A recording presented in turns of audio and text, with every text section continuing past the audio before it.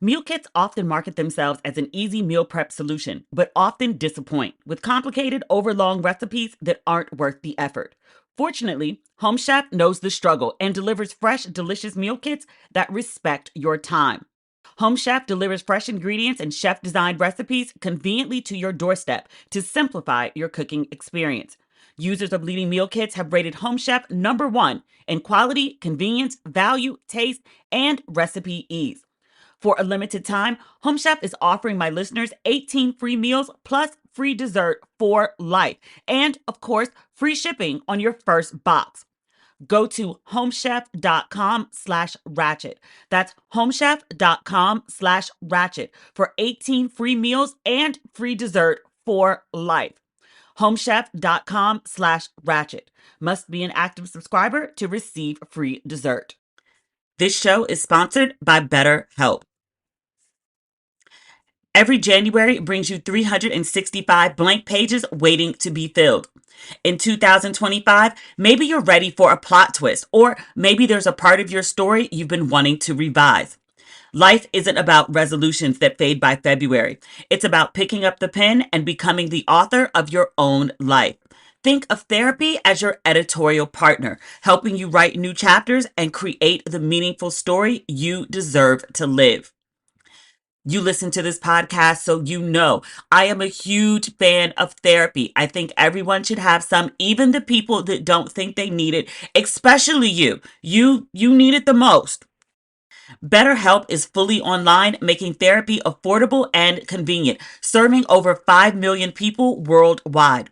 Access a diverse network of more than 30,000 credentialed therapists with a wide range of specialties. And you can easily switch therapists anytime at no cost. I love how easy BetterHelp makes it to find therapy everywhere you are. Write your story with BetterHelp. Visit betterhelp.com/ratchet today to get 10% off your first month. That's BetterHelp, HELP.com/ratchet. The conversations we have on this show really get me thinking. And when I want to dive deeper or level up, I want to hear from the best. Luckily, I can do just that with Masterclass. With Masterclass, you can learn from the best to become your best. Masterclass is the only streaming platform where you can learn and grow with over 200 of the world's best. For just $10 a month, an annual membership with Masterclass gets you unlimited access to every instructor. And you can access Masterclass on your phone, computer, smart TV, or even audio mode. Use improv to overcome your fears with Amy Poehler, or turn your passion into achievements with cultural icon Martha Stewart. And the classes really make a difference. 88% of members feel that Masterclass has made a positive impact on their life. I watched the Martha Stewart documentary on Netflix, and I just wanted more and more Martha Stewart. Masterclass had me covered. Martha's Masterclass will teach you how to think outside the box and level up. I loved it. Masterclass is offering an exclusive offer for Ratchet and Respectable listeners at masterclass.com/ratchet. Right now, our listeners get an additional 15% off any annual membership at masterclass.com/ratchet. That's 15% off at masterclass.com/ratchet. Masterclass.com/ratchet. Ladies and gentlemen, boys and girls, and those who don't identify as either, you are listening to Ratchet and Respectable. I'm going to give you a heads up in advance. This is probably not going to be a very exciting episode.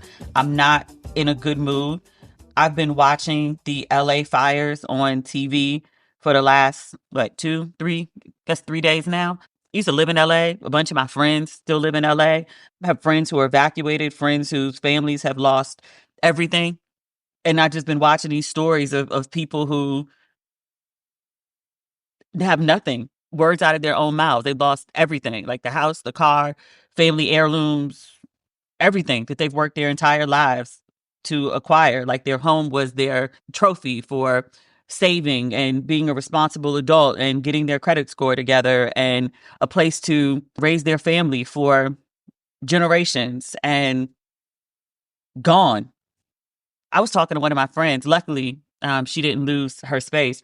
But the fires broke out, and I would sending texts to like everybody in LA, like even people who live in South LA, which hasn't been physically affected by the fires. I mean, smoke and all that, but like their houses are not under threat in South LA.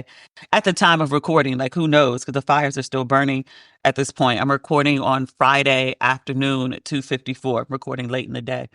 But I was on the phone with a friend who lives near Runyon. So I reached out to her earlier in the day and I was like, hey, like, you good? And so she was like, this is crazy. Like, she just moved out to LA less than a year ago. But she's like, this is crazy. Like, I can't believe this is happening. She was like, I have friends that have been evacuated, friends who, have lost their homes. She was like, I'm preparing that, like, I may have to move people into my home because they don't have nowhere to go. Like, WTF. Literally 3 hours later, I'm watching the news and they're talking about like, Runyon is on fire and they're evacuating the area. And I was like, I'm sorry, what? So I hit G like immediately and she was like, I'm on my way. I'm packing my shit. I'm getting out. I'm going to South LA. Okay, great. Fine. Let me know when you get there. And then I'm on pins and needles waiting for this girl to tell me that she's on the other side of town. She's safe, thankfully. Even if you don't live like in the midst of the fires, looking out your window and seeing Armageddon outside, the sky is black, or there's just raging fire. Some traumatic shit, even if you're not under, threat of losing your home or evacuating your home. I had friends who were like just on the rooftop, like taking different pictures. Like, this is what it looked like at 9 o'clock. This is what it looks like at 11 o'clock. I'm like, if you don't get your ass inside before you get smoke inhalation and die like Jack Pearson, sir, ma'ams, indoors with the windows closed. I saw a lot of people online. I had posted something on Threads. I haven't really been posting on Instagram like that as of late. I have my reasons. I'll be back over there soon. I need a break. But I posted something about like, just been watching TV and distraught about LA. People were like, why do you give a fuck? It's just a bunch of rich people. They're inconvenient. They'll just get the insurance money and have a new place to live. They'll be fine. Like, you should actually care about. And I'm like, hey, you could care about multiple things at once. Caring about people like literally within 24 to 48 hours whose lives have been obliterated, whose homes have burned down to the ground, like they have lost everything except their lives. Being like, damn, that's fucked up. It doesn't mean you don't care about unhoused people. It doesn't mean you don't care about people who make their money based off tips, the current minimum wage that needs to be raised. It doesn't mean you don't care about the economies and resources and finances of other people. It just means like literally in this moment, the people whose houses just burned down, damn, that's fucked up. Because that's really like all you could do. You could send money, you could send clothes, which I've trained myself to live out of 2 suitcases. I have so many freaking clothes and dresses and things that I'll never wear. Honestly, God forbid, if a fire broke out in my house, I wouldn't grab them. When I was in Cape Town, I told you about that, how my building caught on fire. And you realize your building is on fire and you have to like get the fuck out expeditiously so you don't burn up in it. I grabbed my passport, my wallet. I might have grabbed some pain meds and ran downstairs. It didn't even cross my mind to like, I don't know, grab the clothes, grab the bags, try to throw stuff in a carry-on. All that shit can be replaced. Charger for my phone. I grabbed the phone charger. Not a change of clothes. I had on like a nightshirt and I went in the room to put on some pants and that's when I smelled the smoke and was like, oh, the people yelling, the building is on fire. They mean my building is on fire. There's a bunch of buildings really close together. But like, that's a unique type of panic, but also like a unique type of focus. It's survival. But again, I've been watching CNN nonstop and they're interviewing people and the interviewers, the journalists are like, you lost your home and what is going through your head right now? Like, what are you thinking? What are you feeling? This lady lost it. She was like, my brother's urn. She's like, I couldn't get the urn. Or she said her mother had died. She had got some of her mother's things. And she was like, I have nothing of my mother's.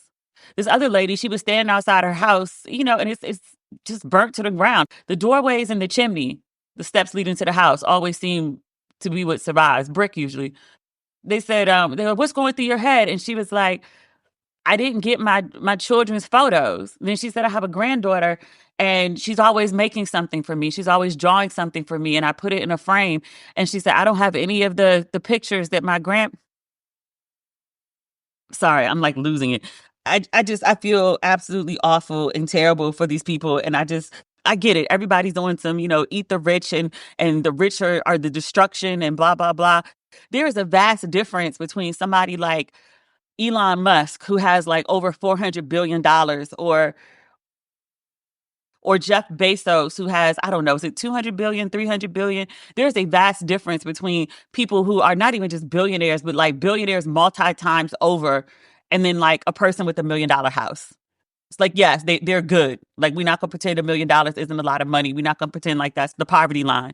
But specifically speaking of LA, I really wish people would go on Zillow and see what $1 million house looks like in LA. You hear $1 million house and you think like, oh, okay, they sprawling maybe in the 80s, but a sprawling mansion for $1 million, like not in LA. It's a comfortable home.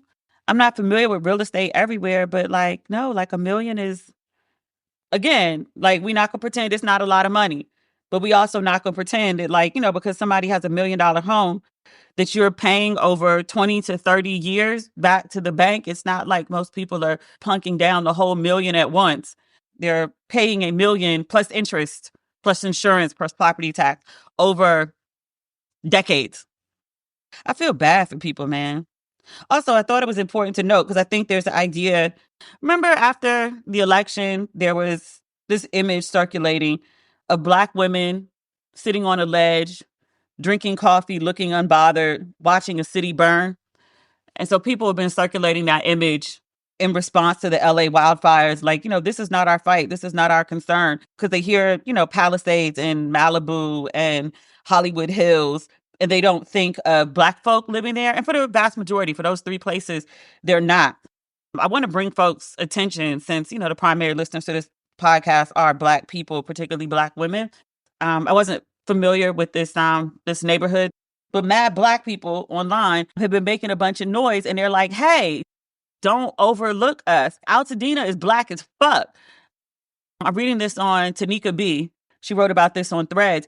She said, Altadena, a working class area, has all but burned to the ground in these LA fires. It's one of the first areas in Southern California that allowed Black people to buy homes. When you talk about these fires, remember Altadena. And then several people from LA have responded to her like, yeah, like my grandparents' or great grandparents' home just went up in flames. Blair Imani, do you follow her? Smarter in Seconds. She's like Muslim, bisexual, feminist. A lot of intersection there. Really good page to follow. But she was like, yeah, like my great grandparents' home just like burned to the ground, and the family members that were living in it are now living with me. That's a lot of stories coming out of LA right now. This is not just rich white people's problem. It's so sad. Yesterday and the day before, I was crying so bad. I thought I was going to be dehydrated. Like, just watching these people lose everything. This one guy, Lawrence, may God bless Lawrence. The news people, the journalist was interviewing him at his doorstep. Like, the fire is raging in the background. And he's like, I'm not leaving. He was like, I can't. Where am I going to go? He was like, my whole family died during COVID. This house, and he said Bengals. And I was like, are those cats? I think those are cats. Or a type of cat? Him and his Bengals. But he was like, that's it. He was like, I have this house and I have my cats, and that's it. That's all I got. Like, where am I going? What am I doing? Like, what am I living for if I don't have this? And I'm like, bruh. I want to yell to him. I'm like, your life. You have your life. Like, you and the Bengals get out and go somewhere. Like, y'all can figure something out. But like, the man been through too much already. He don't want to figure nothing else out. Like, he want to be in his home. And he was like, I put everything I had. He was like, my entire life's work, my entire life savings. This is all I got. I leave it and it goes to the ground. And then what? Like, I don't have anything to rebuild with. I don't have stockpiles of money. This is the thought I was saying earlier. We have this thinking in general in America that people are either mega, mega, mega rich and have absolutely no money problems whatsoever, or they're like living at the poverty line. Even though we talk about a middle class, we don't actually acknowledge that one exists. Like, there's a whole swath of people who, yes, they have some money, but they don't have endless money. Like, they could buy one good house one time. They don't have the money to rebuild it and refurnish it, especially not very quickly and all at once, while also still paying the mortgage on the house that burned to the ground. It's not like the bank was like, oh, yeah, so like we loaned you this money, but the house burnt to the ground. So like, yeah, so you don't have to pay back the loan no more. Yeah, you do. On top of whatever money you have to pay for rent or shelter or wherever you are, now that your home has been, burnt to the ground in a matter of hours. Like, people are fucked, man. My prayers, my prayers, my prayers are with the people of LA. Obviously, the folks who ain't got no house. These folks ain't online crying about their diamonds or designer bags or wardrobes or cars. Like, just, I don't have nothing my mama left me. That took me clean out. Like, I don't understand how people don't have any compassion. Care about how minimum wage can't get you a decent 2 bedroom. I think anywhere in the country at this point. Like, yes, absolutely care about those things. Like, care about Gaza, care about Ukraine. Like, you can care about all of those things and care about people's homes who just burned down 48 hours ago. Just fucked, man. I told y'all this is a sad ass episode. Like, I warned you in advance. If you made it this far, thank you for sticking with me. I just sad. This show is sponsored by BetterHelp. Every January brings you 365 blank pages waiting to be filled. In 2025, maybe you're ready for a plot twist, or maybe there's a part of your story you've been wanting to revise.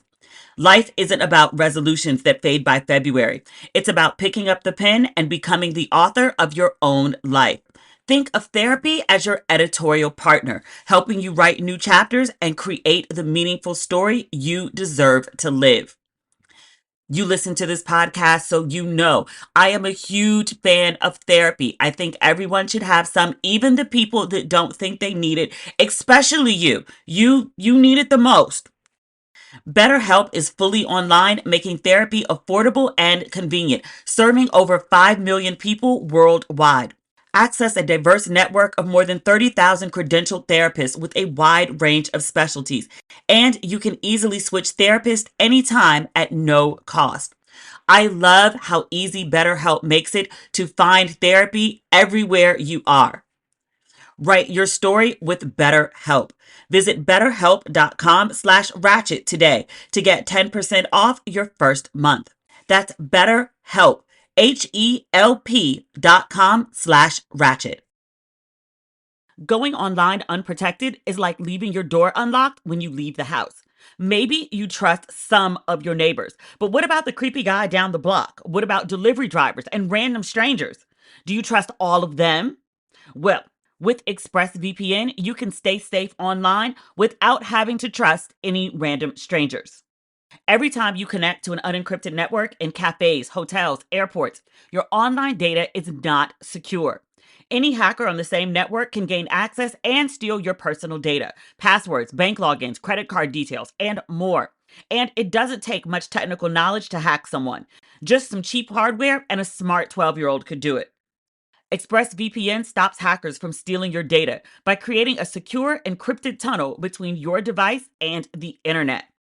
I've used ExpressVPN for years for many reasons. One, because it's super secure. It would take a hacker with a supercomputer over 1 billion years to get past ExpressVPN's encryption. And it's easy to use and works on all my devices, phones, laptops, tablets, and more, so I can stay secure on the go. I use ExpressVPN for everything. I'm back in the States, but when I want to watch my shows in other countries, if I want to watch my British shows or my Ghanaian shows or my South African shows, I just use ExpressVPN so I don't miss anything. Secure your online data today by visiting expressvpn.com/ratchet. That's expressvpn.com/ratchet. And you can get an extra 4 months free. expressvpn.com/ratchet. There's some other things we need to discuss. All of them just terrible. Where are we going to start? Jimmy Carter. I don't think we talked about Jimmy Carter when he passed away. Obviously, sad to see Jimmy Carter go. I don't remember Carter's presidency. Was I alive during Carter's presidency? Maybe the tail end. I think Jimmy Carter might have been president when I was born. But my father speaks highly of Jimmy Carter, as do like most older Black people. They say Carter was a good man, a good president. When he passed away, my father said, Demetria, he said, what do you know about Jimmy Carter? And I was like, he was president? He was like, what else do you know? And I was like, he built houses? He was like, yeah. Apparently, he also attended a Black church, which I was like, who are you, Jimmy Carter? Down-ass country white boy, apparently. Oh, the other thing I remembered about Jimmy Carter said he was trying to stay alive long enough because he knew he was on his way out. I mean, he was like over 100. It's this day by day at that point. But he said he wanted to live long enough to cast his vote for Kamala Harris for president. And he was able to do that. So I'm glad he got one of his final wishes. Jimmy Carter's funeral was yesterday, the official one, the one in DC, National Cathedral, I think. So many people got up and they said so many wonderful things about Jimmy Carter. And somehow all of it sounded like shade towards 47, who was sitting in the audience. But I had it on because, again, I was watching CNN and they cut from the LA fires to cover Carter's funeral. Reverend Andrew Young was speaking towards the end of the ceremony. He was talking about President Carter.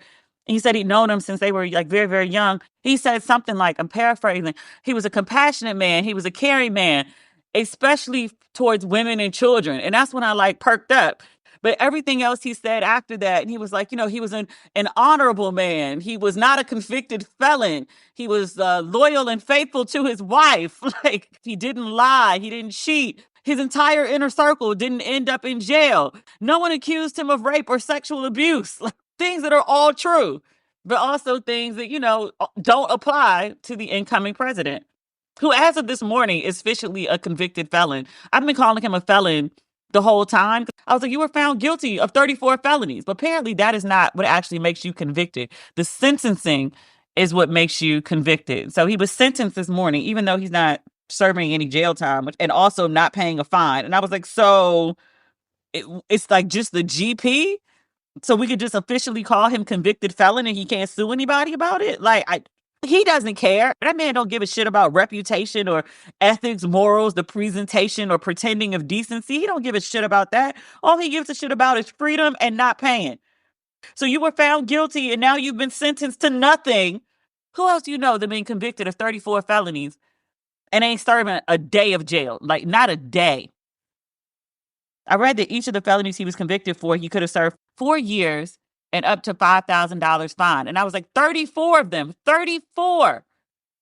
Not a day of jail, not $1 of fine. It must be nice to be rich and white.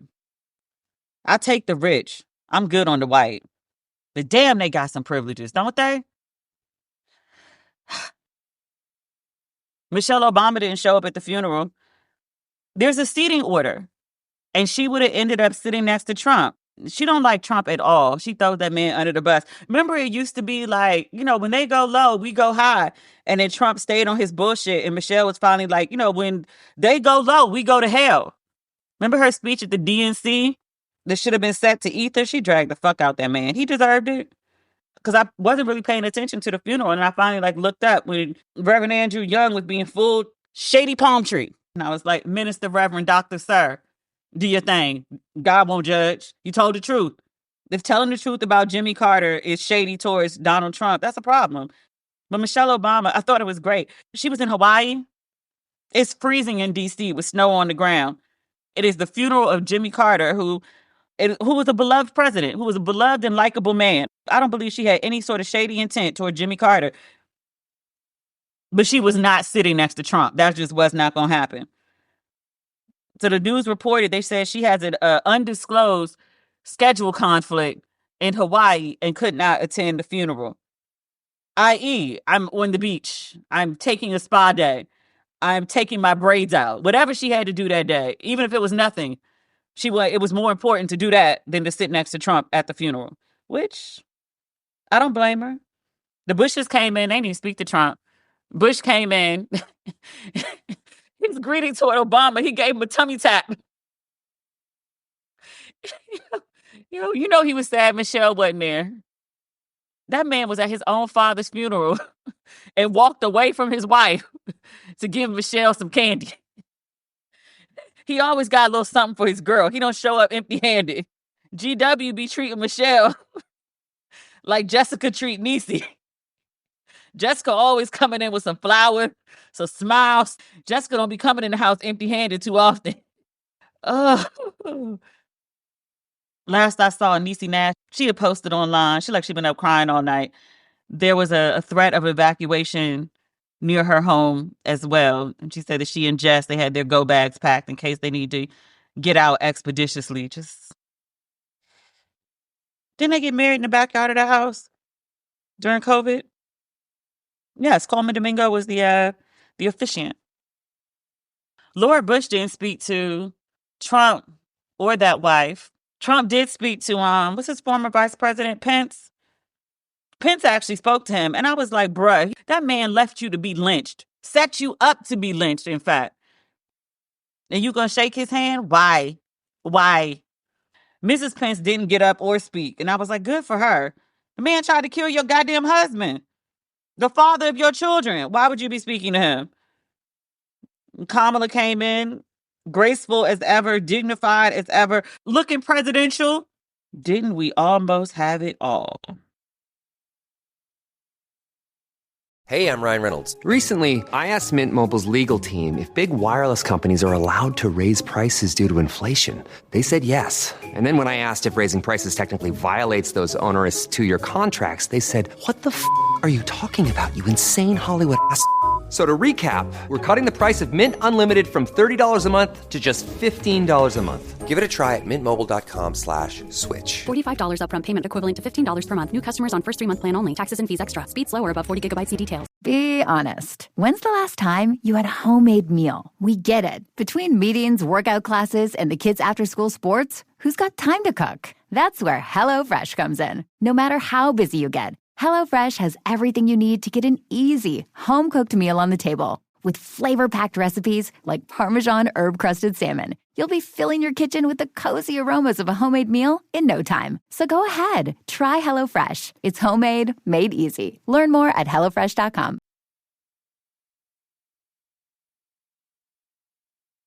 What else is on my list? Carter's funeral.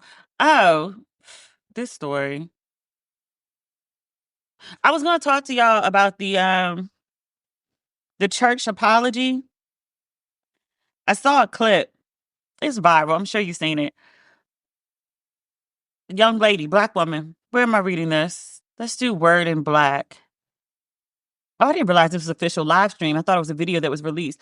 Okay, so this church did a live stream of a young woman. It says the woman was fighting back tears. She stood in front of her church congregation and publicly confesses that she is pregnant and unmarried, and then she apologizes for it. It says the church applauds her short revelation, and then the pastor proclaims that neither the church nor her own mother can host a baby shower or any celebration of new life, and no one should attend either. So this happens and people are outraged online, particularly Black women. I didn't know this was still going on. Like my mom talked about stuff like this when she was growing up in the church, and that's like the 60s, I guess. But she would talk about how like they would have girls come to the front of the church, always the girls, never the boys, even if the boy was a part of the church, never the boy coming to the front. And I'm like, is she like the Virgin Mary? Did she get pregnant by herself? It's one thing if the young man is not a part of the church.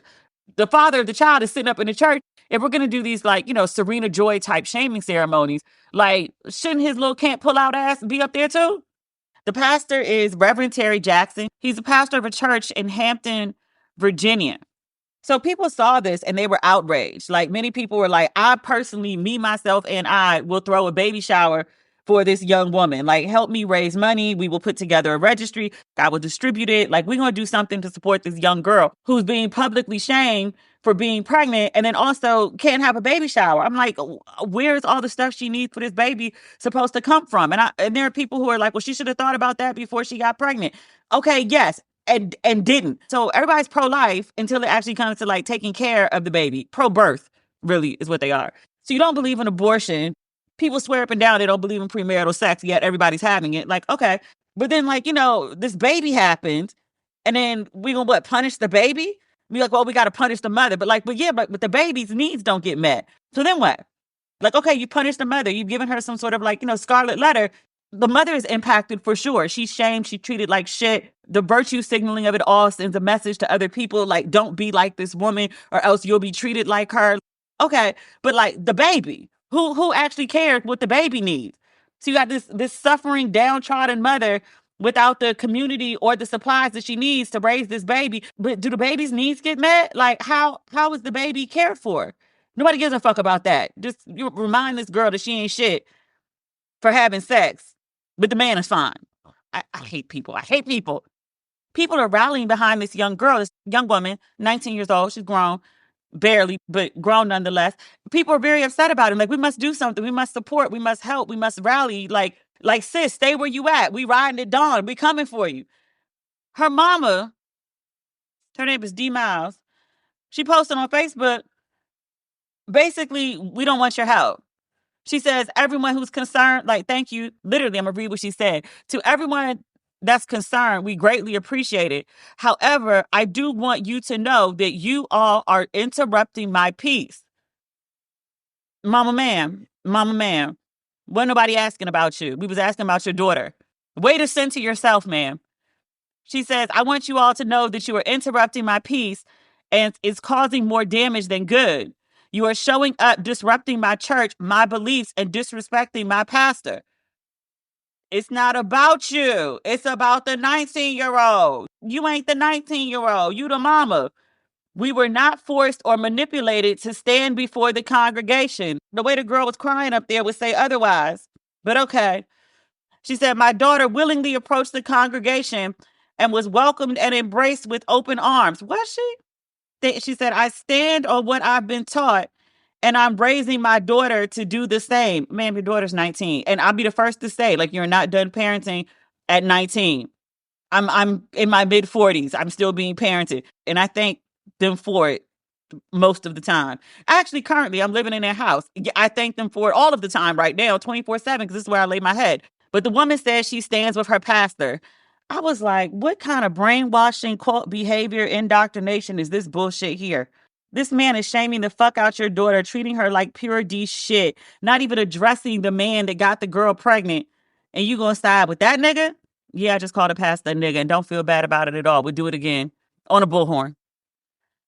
This is some shameful shit. The mama, the pastor, I still feel bad for the 19-year-old and for the baby. We ain't heard from the 19-year-old. We heard what her mama said. The 19-year-old is an adult. She can speak for herself. If she would like a baby shower, please speak for it. I say this about other people who off in the world.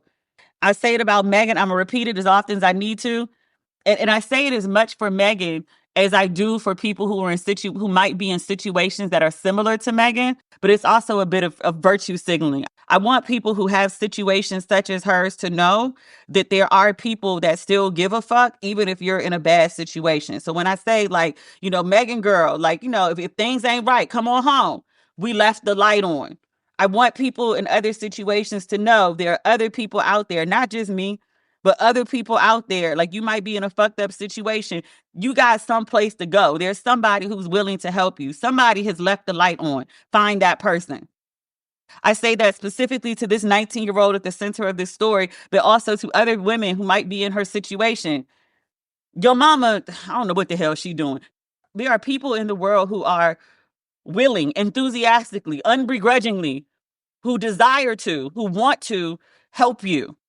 The girls in Hampton, Virginia, I'm sure somebody listening to this podcast knows who she is. Tell her to DM me. I'll help. And there's an army of women with me who will be happy to help. Your mama won't throw you a baby shower. Your mama won't get you what you need. Your community, your church won't get you what you need. There are people who are happy to help you, sis. This is fucked up. Her own mama threw her under the bus. I mean, it's not unheard of. Mamas do that every day. Your girl mom, I be complaining about her playing her Luther too loud. Your girl mom would never throw me under the bus like that. Mom got her ass on a plane and came across literally an ocean. Took a 15-hour flight, one way there and one way back, to come take care of me in South Africa when I had surgery. Stayed for a month. I was like, Mommy, I can hire a nurse. I was like, I can convince Davida to come down from Ghana. Like, I can figure this out. Like, I have friends in South Africa. Like, literally, like, I'll be fine. And she was like, you sound fucking crazy. Which, in retrospect, mom would never get you a mom like my mom. The lady crazy. The lady ain't throwing me under no bus. I feel so bad for that girl. I wish that was the last of our trifling news this week. What's this gentleman's name? I really wasn't familiar with him. Twitch, Stephen Boss. He was a DJ who he's best known as Ellen's DJ. I had no idea who this gentleman was until his untimely passing. He committed suicide a couple of years ago. He was married to this white lady, and they had 2 or 3 kids together. Again, I didn't know who he was. I didn't follow him on Instagram. When he passed, there was a significant response on social media. Some people that I know well did know him, and they spoke about what a tragic loss this was, what a wonderful guy he was, always with a smile, always with a great disposition, always willing to help people, always answer the phone. The things people say when somebody acted right in life. He had whatever issues that he did. I'm reading this on Entertainment Weekly. He took his own life in December 2022. So fast forward 2 years later, his wife has written a book, a tell-all memoir. She did an interview with People magazine recently, a cover story about her life with him, and she makes some disturbing, I would say, accusations about him. Book is called This Far, and it comes out next month, February 4th, in fact. His wife claims that when she was in his closet looking for a suit for his funeral, she found a box. And she said it had, quote, a cornucopia of drugs, including mushrooms, pills, and other substances that she had to look up. She also says that she found a journal of his. And apparently in the book, she has published actual pages from her husband's journal. Let me see if I can pull up this People story. So, two things. He was a DJ, yes. He was also a co-executive producer of the Ellen DeGeneres show. And this People article, this is what the wife says, the widow. She says, finding these drugs and apparently the other things that she discovered about her husband after his passing, she says, it was a really scary moment in my life. It helped me to process that he was going through so much. He was hiding so much. And there must have been a lot of shame in that. She says they were married for 9 years. She was under the impression that she and her husband had very honest, that's in quotes, communication. She said that he smoked some weed after the kids went to bed. She said he might go out to the guest house. He might smoke or drink. She said that was his alone time to recharge. She says that was okay. She said after he died, she found his journals and she started reading them in the hopes of finding clarity. And she said that he had painful secrets that he kept even from those closest to him.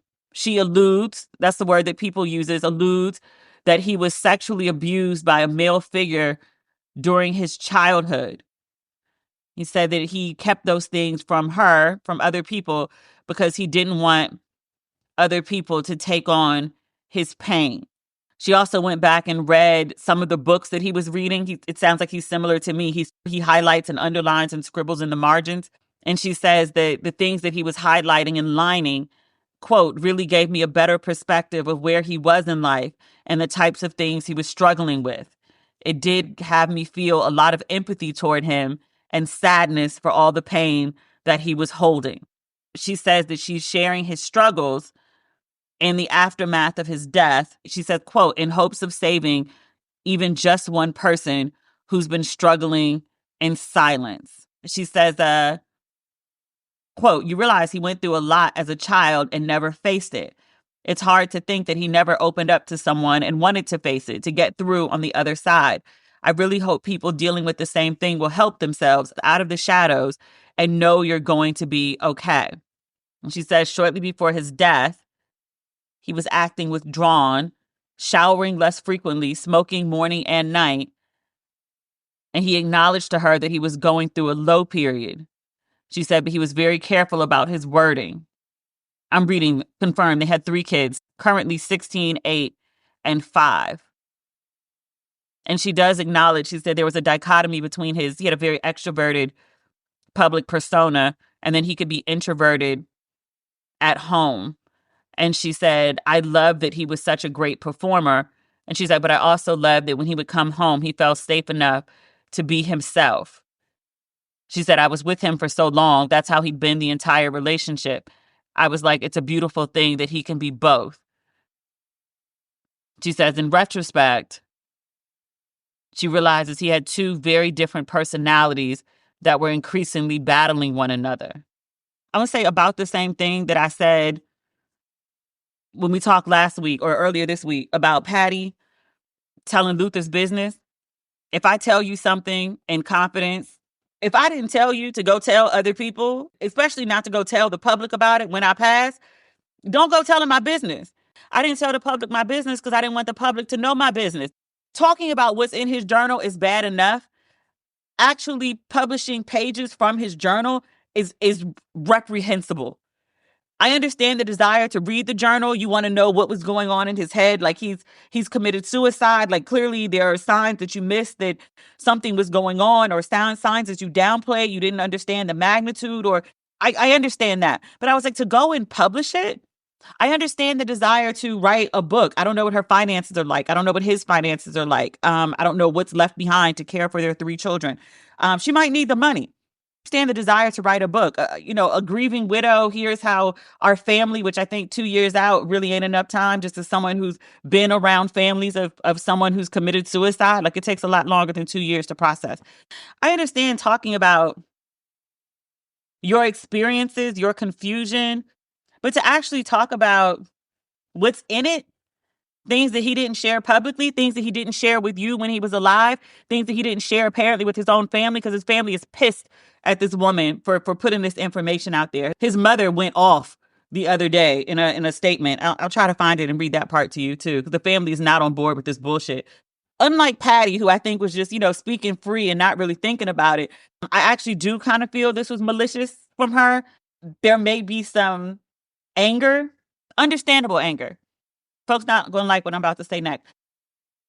When I was 14, 14, might have just turned 14, one of my friends committed suicide. I went to school with her. She was a year older than me, but 2 grades ahead of me. She had skipped 2 grades. I skipped 1. I skipped kindergarten, so I went to school early. We weren't super close, but we were good. We were friends. One summer, right before school started, I'll give you just the important details. She killed herself. She went upstairs in her bedroom. There was a celebratory event going on at her house. Tons of people were in the house. She went upstairs, shot herself in the head. Our friend circle had really varied reactions. Like, some people were just like distraught. Like, how could we not know that she was suffering, that something was going on for her? What did we miss? Like, there was so much confusion. There was so much guilt that clearly, like, our friend was suffering and didn't feel comfortable telling us, kept this secret from us. We didn't pay enough attention, or there was this one time she might have done X, and we just thought it was like, it was a moment. We didn't know it was like something like serious. And maybe it wasn't at the time. Maybe it had nothing to do with what she eventually did, but it was just very, very confusing, which is nature of, someone dying in that way. And then there were other people in the friend circle who were just like pissed. Her name would come up and they'd be like, fuck that bitch. Like, fuck her. She's a selfish bitch, and fuck her. Because they were angry that it's selfish. She shouldn't have done that. Like, look what she's inflicted on her family. Look what she's inflicted on her sister. Look what she's inflicted on us. How could she do this? If there was something, she should have said something. It's not on us. It's on her. And so one of the things that I've been thinking about with this wife here, Twitch's wife, is if she's one of the people who is processing what happened as anger. And I would completely understand if that was her response. Like, we're married. We got 3 kids. Like, we doing this thing called life together. You got all these issues and you never brought it to my attention. You dealing with all this stuff. You doing drugs I don't know about. You writing in your journal about, this depression and all these issues and stuff that happened to you as a child. And so I see these mood swings and I see these up and down. I think it's something that got to do with me. Maybe you're unhappy with us, or you dealing with your shit, but like, you never brought it to me. You never told me, so I could never help you address it. And it escalates to the point that you go and kill yourself and you leave me here to raise these 3 kids by myself. I don't know what their money situation is. If he left her good coin, if she got a job of her own that will, provide for the children in a similar way that it was when it was a 2-parent situation. But things got hard for you, and you just said, fuck y'all, and left me and your children to deal with this trauma for the rest of their lives. Like, you inflicted this bullshit on us, and now we got to deal with it. That is one of the ways that people commonly process suicide. And obviously, I'm not saying this is, like a mental health professional or therapist or anything of that nature. I'm just saying it's somebody who's known 4 different people over time who've killed themselves. I wonder if perhaps telling his business and publishing this book with excerpts from his journal or copies of the pages of his journal in the book is a part of her anger. Like, you didn't give a fuck about me, because if you did, you wouldn't have killed yourself. You wouldn't have left me to navigate this world and to raise these children and to do this life without you. After we're supposed to be doing this whole marriage thing and this whole parent thing together. Like, you just left me out here on my own, bruh. You don't give a fuck about me. I don't give a fuck about you.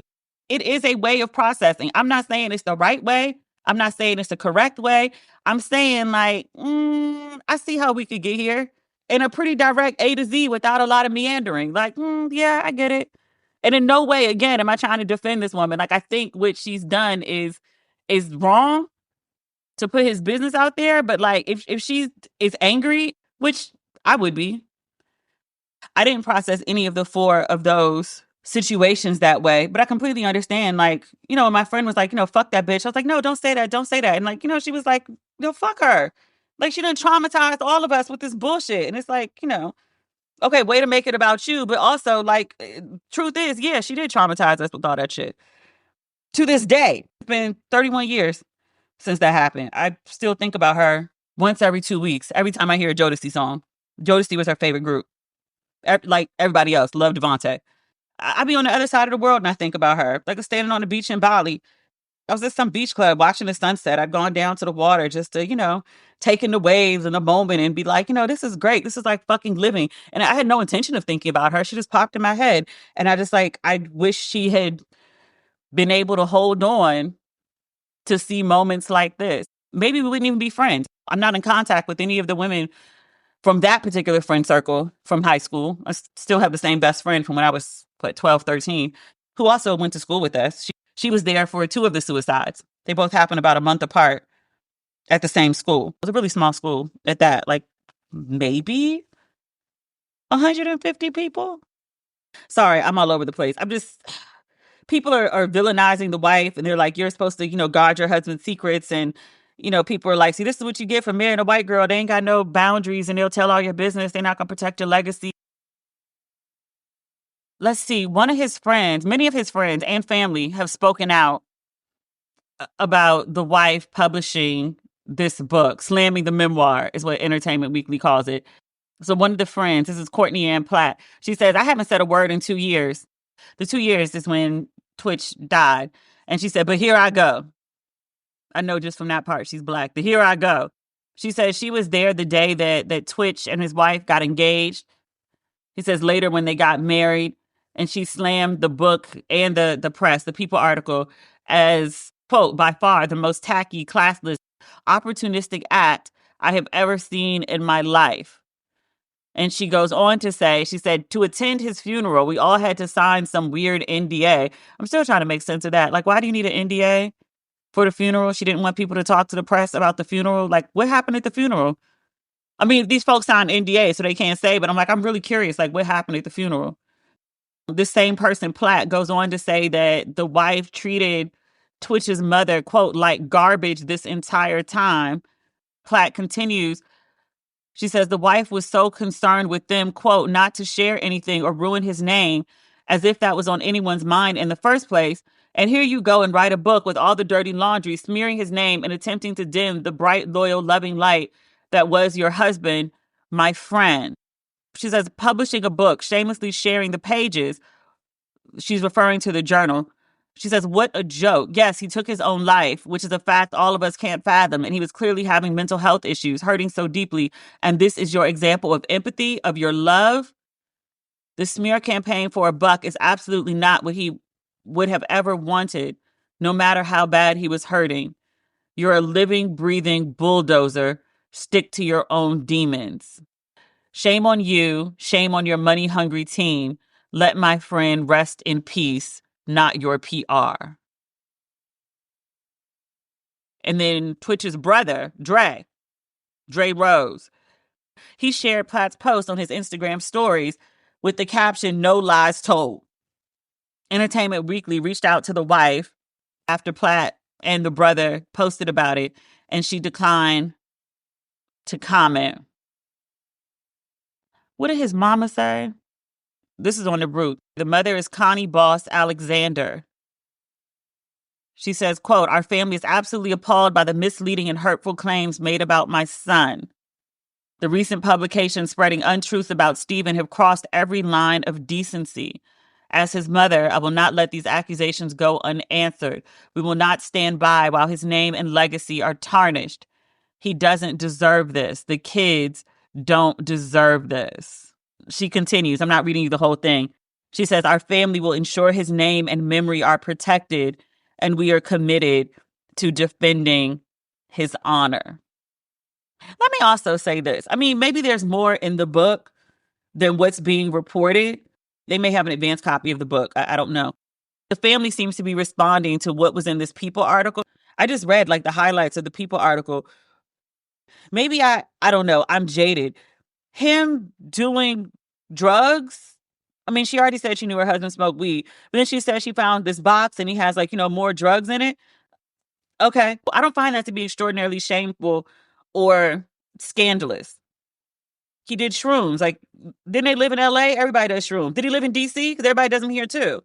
I'm not appalled by drug use.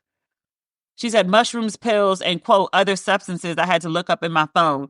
So prescription drugs in LA? And then the other thing that stands out, I guess and obviously not to publish the pages of the journal. That's completely insane to me. But she says that he, I guess, heavily implies that he was sexually abused as a child. That's something that happened to him. That's not something he did. Now, if he out here saying that, and yes, I abuse children, then like, nigga, what? Like, that's some scandalous shit. That's some shameful shit. That's some embarrassing your legacy. I can't believe you did that shit. Like, that's crazy. But like to say that like as a child, someone abused you, someone took advantage of you, like that's not on you. For whatever reason, he didn't want the public to know it, for reasons I understand, for reasons I respect. But I don't find that to be a scandal. I find it actually to be like, when people commit suicide, like you literally spend the rest of your life like wondering like, what happened? What all did I miss? What all went wrong? What all did I not know about? Not react to that I should have reacted to? What could I have done? Should I have said? Should I call somebody? I don't know. Why didn't they feel comfortable telling me? Even if they told me, what could I have done? You like to think that if someone had told you what was going on, even, being a 14-year-old girl or something at the time, like you'd like to think that there's something you could have said or done to change what happened. Maybe you could, maybe you couldn't. But that's part of the additional tragedy of the whole thing. It's like you never have answers. You never know. It's just you sitting there with your thoughts for decades. May he rest in peace. This is a sad situation all the way around. And that's that. There's other stuff we could talk about, but I feel like that's enough tragedy for the week. Hopefully we could just get back to like, regular dumb drama. I'm like, could Tyrese just, take us out of our misery by saying something else stupid that I can like, have a regular flip out about? Oh, Angel Reese on the cover of Vogue. I ain't like it. Just for clarity, I think Angel Reese is absolutely stunning. I love her. I am protective of her. I refer to her as niece Angel Reese. I love that girl. I did not care for the cover. My critique is not of Angel Reese, the person. It's more for the publication and the photography. And even, this sounds bad because the person who did the styling is Black, and I don't like to throw Black people under the bus, but I'm like, it wasn't awful, but it wasn't good. We'll talk about it next week. All right. Bye.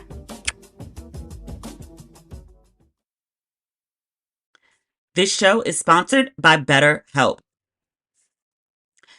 Every January brings you 365 blank pages waiting to be filled. In 2025, maybe you're ready for a plot twist, or maybe there's a part of your story you've been wanting to revise. Life isn't about resolutions that fade by February. It's about picking up the pen and becoming the author of your own life.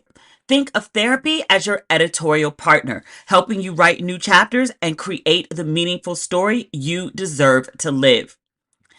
You listen to this podcast, so you know I am a huge fan of therapy. I think everyone should have some, even the people that don't think they need it, especially you. You need it the most.